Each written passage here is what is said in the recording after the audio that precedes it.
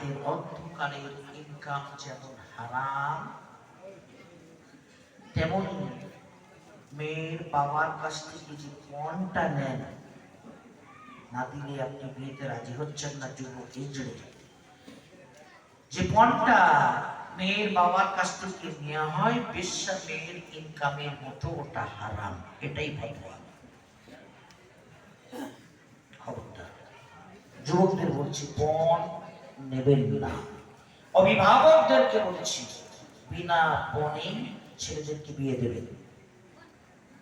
ঘুষ নেবেন না, সুদে জড়াবেন না, লটারি কাটবেন না, মদ খাবেন না, মাদক দ্রব্য যেগুলো চলে অনেকে হয়তো পকেটে নিয়ে বসে আছেন, ওগুলো বর্জন করুন। খবরদার।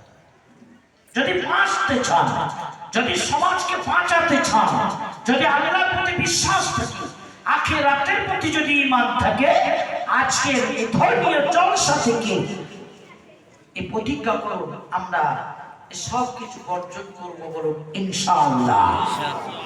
ইনশাআল্লাহ। হাত তুলে দেখি কারা রাজি আছে। মাশাআল্লাহ। আল্লাহ কবুল করুন, তৌফিক দান করুন। যুবকদেরকে বলছি, খৈনি, গুটখা, তরিকা, শিখর যেগুলো আছে ছেড়ে দাও, ছেড়ে দাও। আমি মোহাম্মদ নাসিরউদ্দিন চাঁদপুর,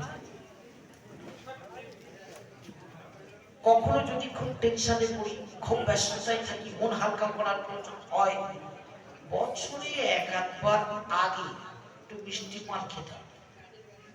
মিষ্টি পান, তামাক ছাড়া। যখন থেকে মিডিয়ায় এসেছি, সেও আমার খাওয়ার তৌফিক হয় না।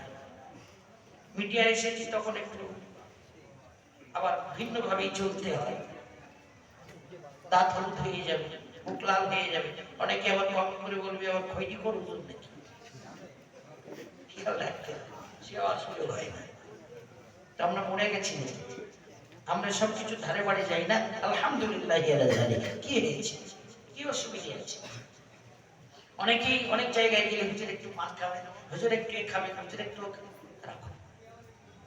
কি দরকার আছে? নিজেকে নিয়ে ভাবুন না। তামাক ক্যান্সারের কারণ হয়, কে না জানে? আচ্ছা, ওই যে পাতাগুলো পড়ে থাকে গোল খৈনি, ওতে আবার কাঁকড়া বিছে বিছে আঁকড়া থাকে না? আমি এক বাথরুমে ঢুকেছি, জলসায় যে এক বাথরুমে ঢুকেছি, দেখলাম কাঁকড়া বিছের ছবি দিয়ে কি গুলের একটা প্যাকেট পড়ে রেখেছে। আমি বললাম, আমাদের কত বাদ, মানে এদের নিজেদের দায়িত্ব কতটা মানুষের কাছে নিজেদের দায়িত্বটা আদায় করে দিল। এমনি লিখে দিচ্ছে যে তামাক ক্যান্সারের কারণ, ইংরেজিতে লিখছে, বাংলায় লিখছে, বলে দিচ্ছে।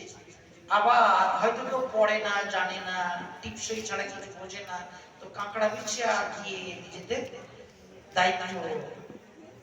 এই ছেলে, তোমাকে বললাম ওটা বন্ধ কর, প্রকাশ করো, তোমাকে বলছি। তারা নিজেদের দায়িত্ব কমপ্লিট করে দিল যে আমি কোম্পানি তৈরি করছি বটে, তবে আমি নিজে নিষেধ করছি, খেও না। এরপরে আমরা বুঝি না। সেজন্য আপনি যদি নিজের জীবন যৌবনের উপরে দয়া করে নিজের সমাজকে প্রতিষ্ঠিত করতে চান, নিজের আগামী প্রজন্মের মুখ উজ্জ্বল করতে চান, তাহলে ওগুলো বর্জন করুন। সুদবাজি জড়াবেন না, হালাল পথে থাকবেন, মানুষকে ধোঁকা দেবেন না, মানুষের খেদমত করবেন, এবং যদি দোকানদার হন, কাস্টমারকে পরেশান করবেন না, মালে ভেজাল দেবেন না, কাউকে গালি দেবেন না, অন্যায় পথে চলবেন না, সৎভাবে সরলভাবে জীবনযাপন করুন। আপনার ধর্ম কিন্তু আপনাকে এটাই শিক্ষা দিয়েছে। মুসলমান সেই ব্যক্তি যার হাত দ্বারা, পা দ্বারা, অঙ্গ প্রত্যঙ্গ দ্বারা আল্লাহর সৃষ্টি নিরাপদে থাকে। মুমিন সেই ব্যক্তি যার প্রতিবেশী তার থেকে নিরাপদে থাকে। হোক সে হিন্দু কি, জৈন কি, খ্রিস্টান কি, ইহুদি কি, মুসলমান, জাতি ধর্ম বর্ণ নির্বিশেষে যার প্রতিবেশী তার থেকে নিরাপদে আছে, সেই মুমিন, সেই মুসলিম। এটা রাসূলুল্লাহ সাল্লাল্লাহু আলাইহি সাল্লামের শিক্ষা। কথা দীর্ঘায়িত করব না, আমাদের ছেলেরা পাগল পাবে, ছেলেদেরকে দেখে নিয়ে আসবে। আমি শুরুতে কোরআন মাজিদের আয়াত পড়েছিলাম, তর্জমা করার সুযোগ হলো। আমাদের সবার বাড়িতে কোরআন আছে। কোরআন মাজিদের প্রথম সূরা সূরাতুল ফাতিহা 7টা আয়াত। ফাতিহা মানে ভূমিকা, ওটা কোরআনের ভূমিকা, যেমন প্রত্যেক কিতাবের ভূমিকা থাকে, তো সূরা ফাতিহা কোরআন মাজিদের ভূমিকা। তারপর প্রথম সূরা শুরু হচ্ছে, ওই প্রথম সূরার 3টে আয়াত আমি পড়েছি। আল্লাহ তাআলা বলেছেন আলিফ লাম মিম, এটা প্রথম আয়াত। এই আয়াতের তর্জমা কেউ জানে না। বিশ্ববিখ্যাত তাফসীরে জালালাইনে লেখা আছে আল্লাহু আ'লাম বিমুরাদিহি বিযালিকা। আলিফ লাম মিম মানে কি? আল্লাহ মানে। আমরা বিশ্বাস করি এটা আল্লাহর কালাম। আলিফ পড়লে 10টা নেকি, লাম পড়লে 10টা নেকি, মিম পড়লে 10টা নেকি, আলিফ লাম মিম তেলাওয়াত করলে 30টা নেকি। বলেন সুবহানাল্লাহ।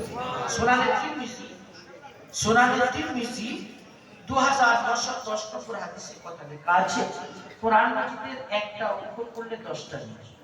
ওই হাদিসে বলা আছে আলিফ লাম মিম, আলিফ একটা অক্ষর, লাম একটা অক্ষর, মিম একটা অক্ষর, সুতরাং আলিফ লাম মিম পড়লে 30টা নেকি। আল্লাহ কেন নাযিল করলেন আমরা আমাদের ক্লাসে আলোচনা করি, যে কোনো তরজমা মানে মতলব কেউ বোঝে না, কেন নাযিল করলেন এর নগদ একটা জবাব বলছি। না বুঝেও ওটা কালামুল্লাহ, আল্লাহ যা বলেছেন আমি না বুঝে বিশ্বাস করে নিলাম, এটা একটা ঈমান।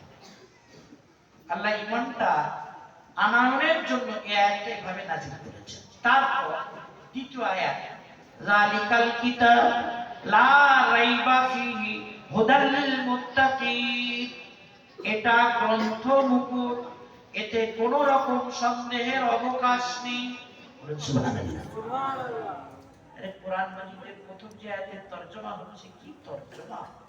যালিকাল কিতাবু লা রাইবা ফীহি, এই গ্রন্থ মুকুটে কোনো সন্দেহের অবকাশ নেই। এর জ্ঞান বিজ্ঞানে, এর তথ্যে, এর বিন্দু বিসর্গয়ে কোনো রকম সন্দেহের অবকাশ নেই। কোরআনের প্রথম যে আয়াতের তরজমা হচ্ছে তাতে এটা বলা হয়েছে। এটা ভাবলে অবাক হতে লাগে। আমার লেখা প্রায় 2 ডজন বই আছে, বইগুলো আল্লাহ পাকের তৌফিকে চলে কিছু, আমি সাপ্লাই করতে পারি না। তবে প্রত্যেকটা কিতাবের ভূমিকায় লেখা আছে পাঠক পাঠিকা মানুষ মাত্রই ভুল হয়।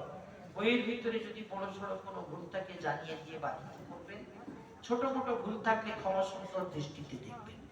বিভিন্ন শব্দ বাক্যে এটা লেখা আছে, আর প্রত্যেকটি লেখক এ কথা লেখেন, লিখতে বাধ্য। গাড়ি চালানোর আগেই থানায় ধরা দিচ্ছে, এক্সিডেন্ট হতে পারে, এমন দুর্বল ড্রাইভার। সমস্ত লেখক নিজেদের দুর্বলতার কথা অকপটে স্বীকার করেছে।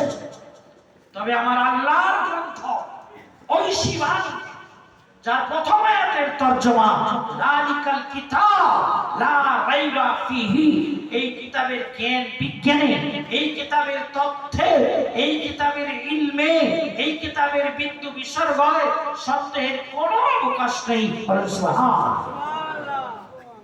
কোরআন মাজিদের বৈশিষ্ট্য, পৃথিবীর কোনো কিতাবে এই কথাটা পাবেন না। প্রথম ঘোষণা এটা ভুল নেই। আর একটা বৈশিষ্ট্য আছে আল কোরআনে, সূরাতুল হিজরের 9 নম্বর আয়াতে আল্লাহ বলছেন ইন্না নাহনু নাযালনা যিকরা ওয়া ইন্না লাহু লাহাফিজুন, নিশ্চয়ই আমি আল্লাহ কোরআন নাযিল করেছি, আর এই কোরআন মাজিদ হেফাজতের দায়িত্বভার স্বয়ং আমি আল্লাহ গ্রহণ করলাম। সুবহানাল্লাহ। সুবহানাল্লাহ। এই যে 4জন ছেলে এসেছে না, এসে গেছে 4জন ছেলে বাদ দিতে হবে।